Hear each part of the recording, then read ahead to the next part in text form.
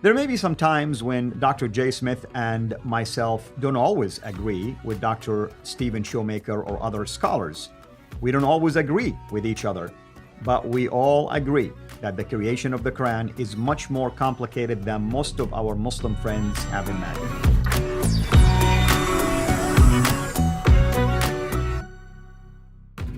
If we are talking for the last couple of episodes about a paradigm that was called Abdul Malik al-Hajjaj paradigm and their role in creating the Quran or standardizing a text per se much later than the time of Uthman, why then was the Abdul Malik al-Hajjaj narrative lost? Why was it lost?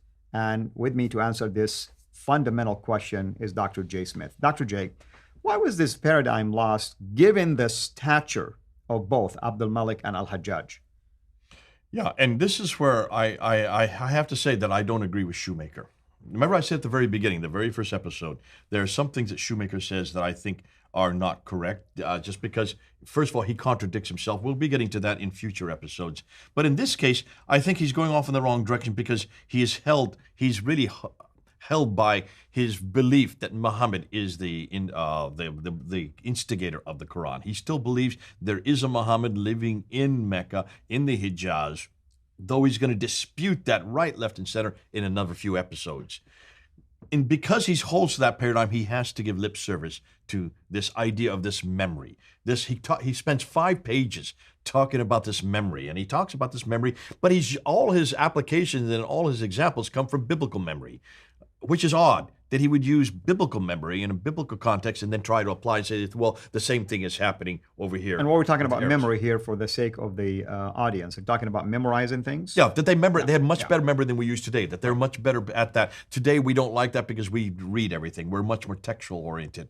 But back in the 1st century and the 2nd century, they could memorize everything in wholesale, and that's why that memory was very exact, and it would continue on, and that's why we can trust it, is what he's saying.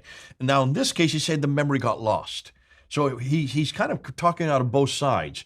It's lost within the span of 1 century. That's right. To me, that doesn't make sense. You don't lose memory of 1 century, especially when he already admits that there are codices from the time of Uthman. There were multiple codices. He talks about Ubay ibn Khalid's codex. That's not memory. He talks about Ibn Masud's codex. That's not memory. He talks about Ibn Masud's codex. That's not memory. He talks about Zayd ibn Thabit's codex.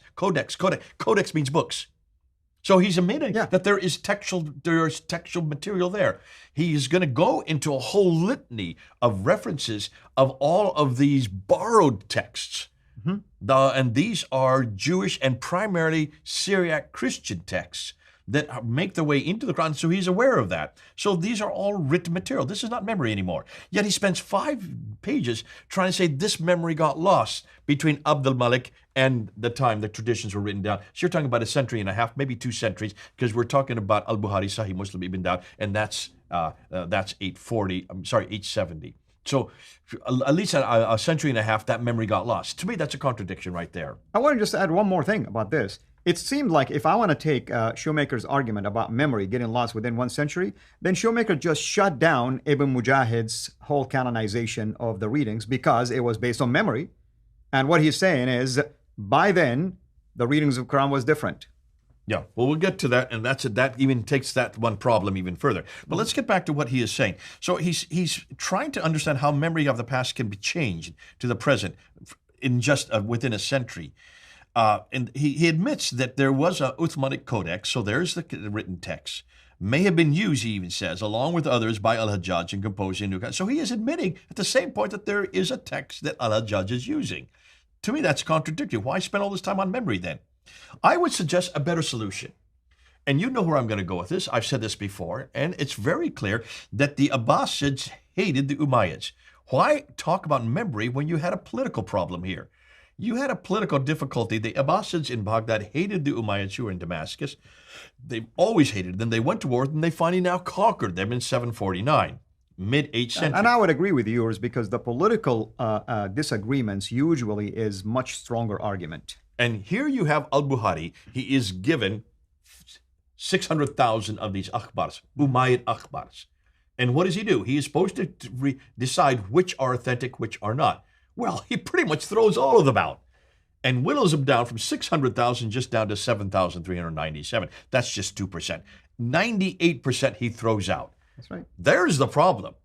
They just didn't want anything Umayyad. They try to destroy it physically by burning them or destroying them by other means. Whatever way they destroy them so we don't have them today. That's what's going on. This has nothing to do with memory. This is wholesale censorship. Right. Standardization of a text. So it would be in the Abbasids' own interest to propose a much earlier Quran from the time of Uthman himself than to suggest that their holy book had been created by the hated Umayyads. That's what they're doing. They don't want Al-Hajjaj. They hate Al-Hajjaj. Now, they have to admit that Al-Hajjaj did 11 changes, and that's all you're going to get out of the Abbasids. They don't want any notion that this book that is now their holy book had anything to do with Abd al-Malik or with Al-Hajjaj. What's more, look at what Alfred Louis de Premer says, and Shoemaker quotes him. He's this Frenchman, and he says, listen, it didn't just end with the Abbasids. It continues on into the 10th century. What does he say? Well, he believes that the Quran was not canonized at all by Al-Hajjaj or Abd al-Malik. He says this: one should add to these considerations the fact that despite the apparent efforts by Al-Hajjaj and Abd al-Malik, it would still be some time before an inviolable text of the Quran would be universally established within the Islamic world. We hear that furtive copies of some of the companion codices managed to survive Al-Hajjaj's Persia, even into the 10th century in some instances. Folks, don't just think that the Abbasids created the Quran and then put it back to Uthman, saying that they had finished the story. It continues to be added to, even in this case, up past the 10th century. Right. That's a very powerful argument. In other words, I mean, is it fair to say this, and Jay, you can answer this, I mean, the way you feel about it. Is it fair to say that Uthman really was the progenitor of the process? Al-Hajjaj and Abd al-Malik solidified and selected whatever they liked, and the Abbasids finalized? I'm going to disagree with you on that. I'm just asking. No I'm just asking. Uthman, there is no Abu Bakr, Umar, and Ali. I disagree with you. There is an Uthman, but there was a process that was fluid. Can you show me his name? Well, Can you show me from Medina that he lived? Anyway, we'll argue that later. That's coming, and he's going to show you. He's going to prove you wrong. Okay, Shoemaker's going to prove you wrong. You've not read this part of the book. But if he talks about Muhammad, he cannot disprove other parts. Is there a Muhammad in Mecca? What I'm saying, if he agrees, he can't even find it. Well, that's fine. That's fine. But we can always argue that there is lost material, or at least maybe there was stuff on memory that later was added in writing. It's not even that. Well, the Abbasids somehow Wait till you find out exactly where it all comes from. It's okay. That's your stance. My stance is different. Oh boy, I'm going to have a good debate. So what are we going to talk about next? All right, we're not going to debate it right now. We're going to move on. And what I want to do is I just want to look at Hoyland and his masterpiece. Robert Hoyland, yeah, Robert absolutely. Hoyland. We do need to talk about his masterpiece that he wrote. Seeing Islam as Other Side. Yeah, I want to just pull out a few things before we move on, because we do need to get. Obviously, we need to get to the Quranic manuscripts. But before we get to the Quranic manuscripts, we do need to give lip service to Hoyland. He's done such a great job, Dr. Robert Hoyland. So that's going to be next. Absolutely, and his collection of testimonies was absolutely powerful. When I first was exposed to it, I can see why it is important for us to talk about it. Until next time, folks, have a blessed day. Thank you for watching this video. Be sure to like and subscribe to our channel, Sira International, and click on the bell so that you receive notifications whenever we publish a new video or go live.